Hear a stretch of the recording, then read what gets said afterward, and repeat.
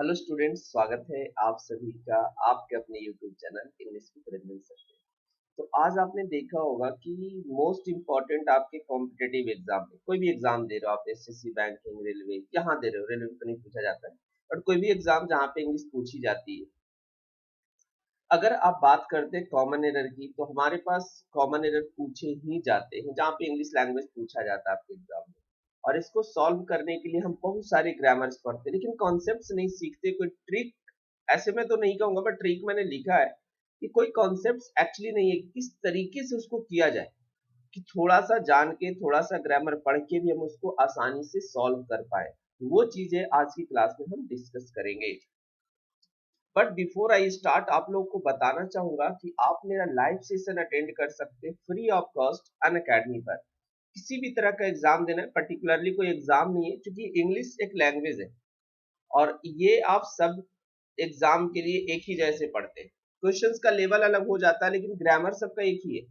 तो आप ग्रामर के लिए आप जुड़ सकते हैं मेरे लाइव क्लास में, वो भी फ्री ऑफ कॉस्ट। क्लासेस से जुड़ने के लिए आपको लर्नर ऐप इंस्टॉल कीजिए, अनअकैडमी का रजिस्टर कीजिए और इस कोड के इस्तेमाल करके अपने फ्री क्लासेस को अनलॉक कर लीजिए। मेरी क्लासेस जो कि सुबह में और शाम में इंग्लिश की क्लासेस होती है, दो क्लासेज है। सुबह मैंने फाउंडेशन कोर्स रखा है, शाम को मैंने प्रीवियस ईयर क्वेश्चंस का रखा है। ये दोनों क्लासेज आप फ्री ऑफ कॉस्ट अटेंड कर सकते हैं। क्या होगा अनअकैडमी पर सर क्लास लेंगे तो क्या फायदा है? देखिए, यहाँ पर सेल्फ इवैल्यूएशन का मौका आपको मिलेगा। आपको खुद पता चलेगा कि 20 के बीच में, 50 के बीच में, 100 के बीच में हम अपने आप को रैंक कहाँ करा रहे हैं। 1000 के बीच में भी कभी हो सकता है कि हम अपने आप को रैंक कहाँ करा रहे हैं। 1000 के बीच में मैं कहाँ पर हूँ कुछ क्वेश्चन सॉल्व करने के लिए। तो ये फायदा आपको मिलेगा अनअकैडमी पर। क्लासेज के लिंक इस वीडियो के डिस्क्रिप्शन में मिल जाएंगे। और अभी एक बहुत बड़ा कॉम्बैट आने वाला है, अनअकैडमी अल्ट्रा कॉम्बैट। इसका लिंक भी आपको डिस्क्रिप्शन बॉक्स में मिल जाएगा। इससे आप एनरोल कर सकते हैं फ्री में, कोई भी चार्ज आपको नहीं देने हैं। यहाँ से बहुत सारी चीजें आपको जीतने का मौका मिलेगा। अभी रिवील नहीं किया गया है कि something big is coming your way, तो सिर्फ इतना कहा गया कि बहुत बड़ी चीजें आ रही है। तो आप अपने आप को एनरोल कर लीजिए। 24 ऑफ अप्रैल को होगा ये, दोपहर 12 बजे के आसपास। टाइम भी अभी मेंशन नहीं है, बट जनरली कॉम्बैट का, एसएससी का कॉम्बैट का टाइम वही होता है। एनरोल करिए, और अगर आप फर्स्ट टाइम एनरोल करेंगे तो आपसे एक कोड मांगा जाएगा। इस कोड को आप यूज जरूर करिएगा, जिससे आप रजिस्टर अपने आप को कर पाए, अनलॉक रजिस्टर अपने आप को अनअकैडमी अल्ट्रा कॉम्बैट के लिए कर पाए। किसी भी तरह का दुविधा हो तो नीचे मेरा नंबर चलता रहता है, उस नंबर पे आप हमें कॉल कर सकते हैं, मैसेजेस कर सकते हैं। चलिए, और ये मेरा वेबसाइट है, तो इस वेबसाइट को विजिट करना ना भूलें। वंस अ डे एक बार जरूर विजिट करें, जहां पर आपको कुछ नई चीजें हमेशा देखने को मिलती है। Trick to solve common errors. क्या ट्रिक होना चाहिए, क्या कॉन्सेप्ट होना चाहिए? अगर जब हम बात करते हैं कॉमन एरर्स की, तो हम बहुत सारे रूल्स पढ़ लेते हैं, लेकिन हमको तरीका नहीं मालूम होता है कि हम कैसे अप्लाई करें, हम किस तरीके से अप्लाई करें। तो हर छोटी छोटी चीजें आज की वीडियो में आपको मिलेगा। देखिए, सबसे प्राइमरी जो हमारा है, नंबर एक पे सबसे प्राइमरी है कि हमें सब्जेक्ट वर्ब एग्रीमेंट के बहुत सारे एरर आपको मिल जाते हैं, और हमें लगता है कि पर्टिकुलर ये एरर है, ये एरर है। तो आपको इतना नहीं चेक करना, आपको पूरा सब्जेक्ट वर्ब एग्रीमेंट नहीं पढ़ाने जा रहा हूँ। आपको जो मैं बताने जा रहा हूँ उस चीज को देखेंगे। जब भी सेंटेंस में आपको वर्ब दिखे, मेरे शब्दों को ध्यान से सुनेंगे। जब भी सेंटेंस में आपको वर्ब दिखे, आप हमेशा सब्जेक्ट को ढूंढने की कोशिश करेंगे। एरो पे ध्यान दीजिएगा, एरो मैंने उल्टा लगाया है। हम वर्ब से सब्जेक्ट से वर्ब की तरफ नहीं जाएंगे, बल्कि हमेशा हम वर्ब से सब्जेक्ट की, और ये चीजें अगर आप फॉलो करेंगे तो मैं बिल्कुल विश्वास दिलाता हूं कि आप आने वाले टाइम में कॉमन एरर्स को सॉल्व करने का मास्टर बन सकते हैं। जब भी आप कॉमन एरर सॉल्व करें तो आप इस बात का ध्यान रखेंगे कि अगर हमें वर्ब दिख रहा है, चाहे वो हेल्पिंग वर्ब हो, चाहे वो मेन वर्ब दिखे, आप इसका सब्जेक्ट एक बार जरूर चेक करेंगे कि इसका सब्जेक्ट कौन है, कहां पर है, कैसा काम कर रहा है। अगर आप ये पता कर पाए तो एक चीज आप बिल्कुल क्लियरली कर लोगे कि सब्जेक्ट वर्ब का एरर आप नहीं छोड़ेंगे। क्योंकि इतना तो हमें प्राइमरी चीज है। सब्जेक्ट वर्ब एग्रीमेंट में हम क्या पढ़ते हैं? सब्जेक्ट वर्ब एग्रीमेंट का जो प्राइमरी कॉन्सेप्ट है वो बता रहा हूं, S equal to S, P equal to P. यानी सब्जेक्ट का सिंगुलर सब्जेक्ट होगा तो सिंगुलर वर्ब आएगा, प्लूरल सब्जेक्ट होगा तो प्लूरल वर्ब आएगा। बस यही पढ़ते हैं। तो जब भी आपको वर्ब दिखे आज के बाद वर्ब को चेक जरूर करेंगे कि इसका वर्ब के अकॉर्डिंग सब्जेक्ट है या नहीं है, या सब्जेक्ट के अकॉर्डिंग वर्ब है या नहीं है, ये चीजें जरूर चेक करेंगे। प्राइमरी चीज हो गया। दूसरी बात पे चलते हैं। जो सेंटेंस हमारा लिखा हुआ है, ये सेंटेंस क्या आपका एक्टिव सेंटेंस है, क्या ये सेंटेंस पैसिव है? अगर सेंटेंस का हम एक्टिवनेस और पैसिवनेस चेक कर पाए तो हम सेंटेंस के स्ट्रक्चर्स को कभी गलत नहीं करेंगे, क्योंकि दोनों का स्ट्रक्चर अलग होता है। अगर सेंटेंस हमारा एक्टिव वॉइस में होगा तो सेंटेंस किस स्ट्रक्चर पे जाएगा, पैसिव वॉइस में होगा तो किस स्ट्रक्चर पे जाएगा। तो सेंटेंस का हमेशा एक्टिवनेस और पैसिवनेस जरूर चेक करिएगा कि सेंटेंस एक्टिव वॉइस में है या पैसिव वॉइस में है।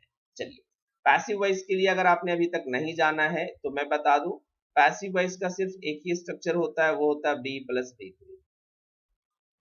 यानी अगर कहीं बी वर्ब लिखा और उसके बाद V3 लिखा है तो सेंटेंस हमेशा पैसिव वॉइस होगा 100%, और अगर नहीं है तो नहीं। अगर बी प्लस V3 नहीं है तो सेंटेंस आपका एक्टिव वॉइस में जाएगा, पैसिव वॉइस कभी हो ही नहीं सकता है। तीसरे पॉइंट पे बढ़ते हैं। तीसरा पॉइंट हमारा है नाउन को लेकर के। जब भी हम नाउन को लेकर के चलेंगे तो नाउन में हमें दो तीन चीजें चेक करनी होती है। नाउन में हमें नाउन की सिंगुलरिटी चेक करनी होती है, नाउन की प्लुरलिटी चेक करनी होती है। यानी नाउन हमारा सिंगुलर है या प्लुरल फॉर्म में है। तो इसमें हम नाउन में बहुत सारी चीजें पढ़ते हैं, और अगेन मैं आपको यहाँ पर शॉर्ट ट्रिक बताता हूँ कि जब भी हम नाउन देखेंगे तो इतना तो है कि आपने बेसिक चीजें पढ़ रखी है, रूल्स पूरे पढ़ रखे हैं। आप सेंटेंस में जब भी नाउन आपको दिखे तो देखिए कि क्या ये नाउन सिंगुलर में सही हो रहा है, प्लुरल में सही हो रहा है। क्या ये नाउन परमानेंटली सिंगुलर है या परमानेंटली प्लुरल फॉर्म में है, या इसमें एस आएगा या इसमें एस नहीं आएगा। ये सारी शब्दों को बार बार आप रिपीट करके सुन लीजिएगा। दूसरी चीज नाउन को लेकर के ही है कि अगर हम नाउन के बारे में बात कर रहे हैं तो नाउन का जेंडर बड़ा मायने रखता है।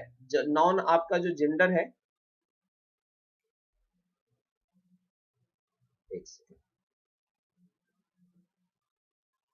नाउन आपका फेमिनिन जेंडर है, मैस्कुलिन जेंडर है, कॉमन जेंडर है, न्यूटर जेंडर है। तो इन सभी को ध्यान रखेंगे कि कॉमन जेंडर, न्यूटर जेंडर, ये अब इन दोनों से 3 और 4 से रिलेट करता हो, ये मैं इधर 5 नंबर पे बताऊंगा जो आप ध्यान रखेंगे बिल्कुल अच्छे से। इन सभी से रिलेट करता हुआ एक बात का ध्यान रखना है कि हमारा प्रोनाउन सही यूज हो। अगर हम नाउन लिखे, नाउन कहीं दिखा है तो जरूर चेक करिए कि क्या सेंटेंस में कहीं प्रोनाउन है। अगर सेंटेंस में आप देखेंगे कि अगर कोई प्रोनाउन है तो भाई इस चीज को चेक जरूर करिएगा। और मुझे ये बनाते हुए वीडियो एक मन में ध्यान आ रहा है कि इतना सारा चीज मैं डिटेल्स पढ़ा रहा हूँ, इसके साथ अगर एक एग्जांपल्स होता ना प्रीवियस ईयर क्वेश्चंस का तो बड़ा मजा आ जाता। नेक्स्ट टाइम मैं इसी चीज को थोड़ा सा और एलोबरेटिव तरीके से लाइव क्लास में बताऊंगा कि अगर नाउन आप देखेंगे 3 और 4 को लेकर के तो इसका प्रोनाउन चेक जरूर करिएगा। अब इसमें क्या चेक करना जरा समझेंगे। अब अगेन मैं उल्टा एरो लगा रहा हूं, नाउन प्रोनाउन। तो आपको नाउन चेक नहीं करना पहले। अगर आपको प्रोनाउन दिखे तो आप उल्टा भागेंगे नाउन की तरफ। अगर आपके नजर प्रोनाउन पे पड़ जाती है तो आप पीछे जाएंगे और देखेंगे ये जो प्रोनाउन आया है क्या ये पर्टिकुलर उस नाउन के लिए आया है, और क्या उस नाउन के अकॉर्डिंग ये प्रोनाउन सही है। आई होप मेरी शब्दों को आप ध्यान से सुन रहे थे, मैं सुन रहे होंगे। मैं बार बार बोल रहा हूं कि शब्दों को ध्यान से सुनेंगे। अगर आपको प्रोनाउन दिख जाए तो आप हमेशा नाउन की तरफ जाएंगे और ध्यान से सोचेंगे कि क्या इस नाउन के लिए प्रोनाउन सही फिट है या नहीं है। तो ये हो गया आपका सब्जेक्ट वर्ब, सेंटेंस का एक्टिवनेस, पैसिवनेस, नाउन का जेंडर, नंबर, और उसी के अकॉर्डिंग आपका प्रोनाउन। इतना दूर तक रहने देंगे। अब बढ़ते हैं आगे। मैं सोच रहा हूँ एक ही स्लाइड पे पूरी चीज बता दूं आपको, एंड ये आपके बड़े ही काम की चीज है। अगर इतना सारा चीज आप चेक करेंगे ना, कॉमन एरर आप बताएंगे अपने से कि अरे सर एक भी गलत नहीं हो रहा है। आइए अब हमारे पास जो है, let me change this slide. हमने कितना तक किया इधर, ये किया 5। अब हम बात करेंगे इधर नंबर 6 की। नंबर 6 हमारा एडजेक्टिव एंड एडवर्ब को लेकर के। एडजेक्टिव एंड एडवर्ब को लेकर। हम सभी जानते हैं कि एडजेक्टिव जो होता है ये किसी नाउन या प्रोनाउन या नाउन इक्विवेलेंट आप कह सकते हो, इसकी विशेषता बताता है। और जो एडवर्ब होता है ये नाउन के अलावे या नाउन को छोड़कर, नाउन और प्रोनाउन लिख देता हूं, नॉन प्रोनाउन या नॉन इक्विवेलेंट को छोड़कर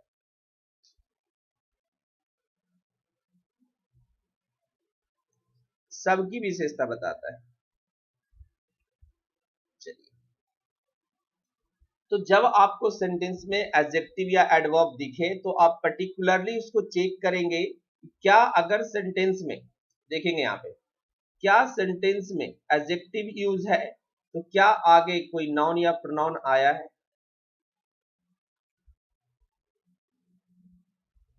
इस चीज को जरूर चेक करें। अगर कहीं भी आपको एडजेक्टिव दिखे तो आप ये चेक कीजिए कि अगर एडजेक्टिव सेंटेंस में आया है तो क्या सेंटेंस में नाउन और प्रोनाउन आया है, क्योंकि एडजेक्टिव का रिलेशन सिर्फ नाउन और प्रोनाउन से और किसी से नहीं। इसी तरीके से दूसरे पार्ट की तरफ चलेंगे कि अगर सेंटेंस में हमें एडवर्ब दिख जाए तो हम ये हमेशा चेक करेंगे क्या सेंटेंस में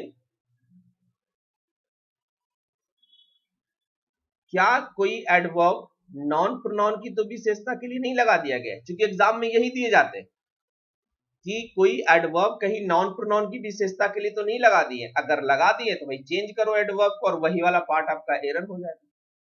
दूसरी जस्ट इसके अपोजिट कर सकते हैं कि कहीं एडजेक्टिव किसी लाइक वर्ब के लिए तो नहीं आ गया है, किसी दूसरे एडजेक्टिव के लिए तो नहीं आ गया है, किसी प्रेपोजिशन के लिए तो नहीं आ गया है, किसी दूसरे एडवर्ब के लिए तो नहीं आ गया है, किसी कंजंक्शन के लिए तो नहीं आ गया है। अगर ये सारा आ रहा है तो ये सारे गलत हो जाएंगे। अगर कोई एडजेक्टिव सॉरी ये गलत नहीं होंगे बाय द वे, अगर हम बात करें तो ये एडजेक्टिव गलत हो जाएगा।